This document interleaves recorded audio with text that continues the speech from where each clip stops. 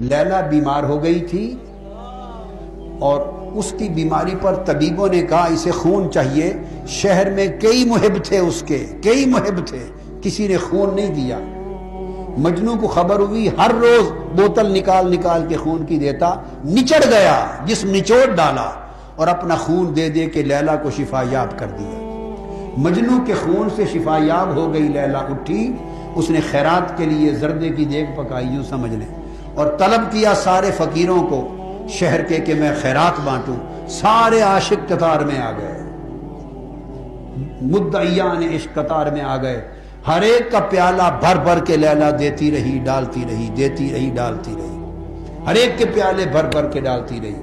ہر کوئی لے کے خوش ہوا. جنہوں نے قطرہ خون کا نہیں دیا تھا لے گئے. جب مجنو کی باری آئی جس نے سارا خون دے دیا تھا، اس نے جو پیالہ آگے کیا تو لیلا نے اوندا ہاتھ مارا، اس کا پیالہ توڑ دیا.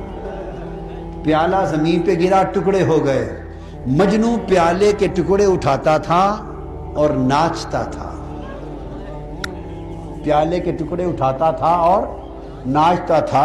مجھے ذہن میں نہیں، غالباً حضرت بابا فرید الدین گنج شکر نے بیان کیا ہے. میں کوئی قصے کہانی فلموں سے نہیں بیان کر رہا.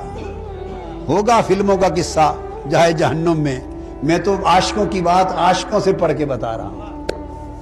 تو انہوں نے کہیں سے لیا ہوگا.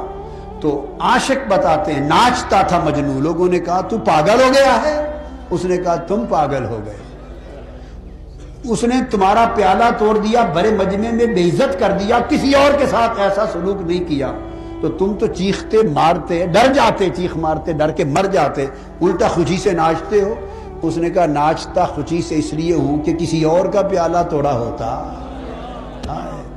کسی اور کا توڑا ہوتا. یہ جو سینکڑوں لوگ تھے، یہ سلوک تنہا میرے ساتھ جو کیا تو مجھے کچھ الگ جانا تو کیا نا، مجھے اوروں سے الگ جانا تو کیا.